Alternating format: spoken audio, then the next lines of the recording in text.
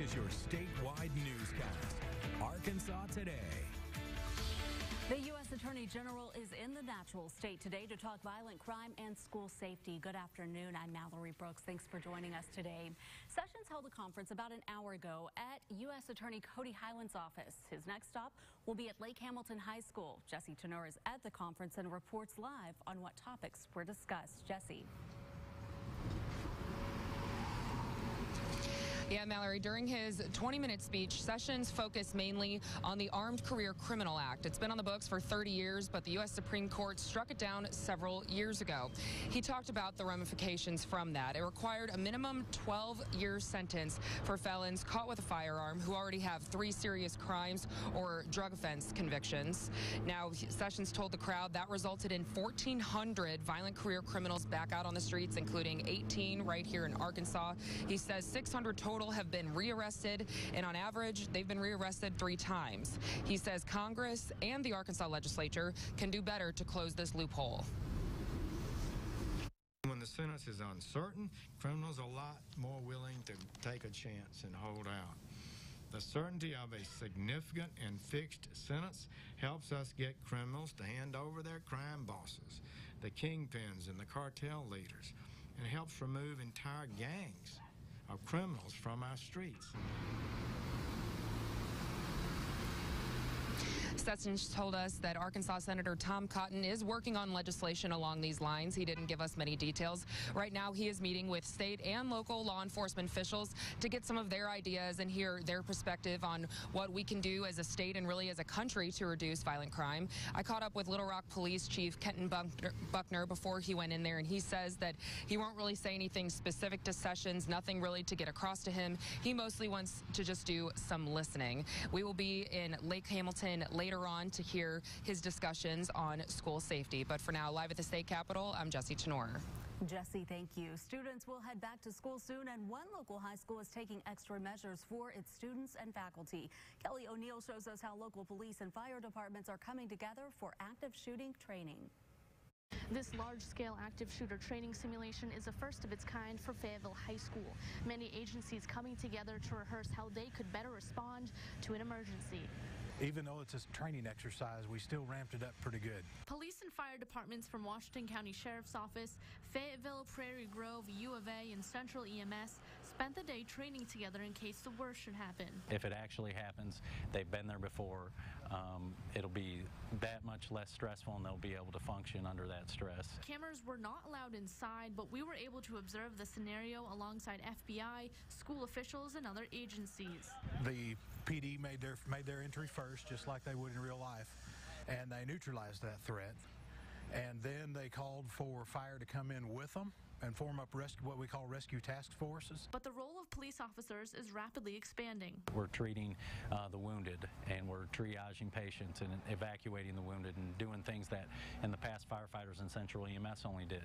So this was a good eye-opener for a lot of officers. Fayetteville created a school safety task force back in March, providing recommendations on security measures to take. This is being as proactive as we can, and we take this very seriously. We're committed to doing everything we need to do to make sure that our schools are appropriate educational environment and that they are safe. Making today a culmination of specialized training, years in the making. We've come an awful long ways. Communication is a lot better between our different departments and our divisions, and how we work is better.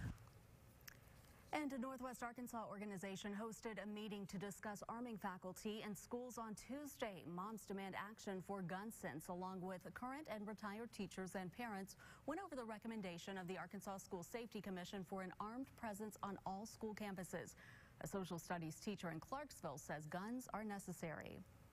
If we didn't do this and somebody came into this building or in any of our school buildings and harmed children, it'd be hard to go to sleep that night thinking, what else could I have done? 160 cases that the FBI studied, only one was stopped by an armed teacher. He was a former Marine who was highly trained. Meanwhile, over 20 instances of unarmed teachers being able to stop an active shooter.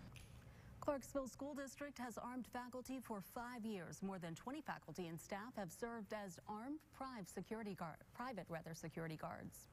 The U.S. Senate passed a last-minute extension on Tuesday to a program that provides flood insurance to 6 million homes and businesses. If the National Flood Insurance Program expired Tuesday night, home sales would stall and policy renewals would stop in the middle of hurricane season. The last-minute stopgap shows the struggle of lawmakers to reform a program that's backed by taxpayers and $25 billion in debt. The National Flood Insurance Program provides the vast majority of flood policies in the U.S. Louisiana's Senator's bill. Cassidy supports that extension. The purpose is to allow continued efforts at reform of this program to again make it more accountable, more affordable, and more sustainable. The program has its critics. 12 senators voted against the extension, including Arkansas Senator Tom Cotton, through a spokesman called the program structurally flawed, adding that multiple short-term extensions have promised reforms that never happen. Remains of U.S. veterans will finally return home. A repatriation ceremony was held this morning at South Korea's Osan Air Base, honoring the remains of possible U.S. soldiers. Vincent Brooks, the commander of U.S. forces in Korea, as well as dignitaries from both the U.S. and South Korea, were in attendance. At a time like this, in such a solemn observance, the time for words should be kept short, and the time for solemn observation of military tradition to honor fallen comrades must be the primary focus of our attention. The remains will be flown to Hawaii, where DNA testing will begin in an attempt to identify each individual. Vice President Mike Pence in Hawaii Wednesday to receive the possible remains of over 50 American soldiers killed in the Korean War.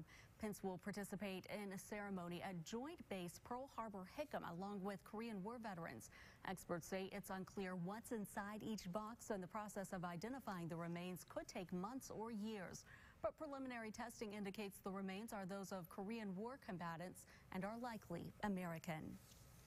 The Hot Springs Fire Department is looking to recruit firefighters. Applicants must be at least 21 years old, have a high school diploma or GED, a clean driving record, and no felony convictions. There will be a recruitment seminar where the life and duties of a firefighter are described by experienced firefighters and rookies. They'll also answer questions if you'd like to attend.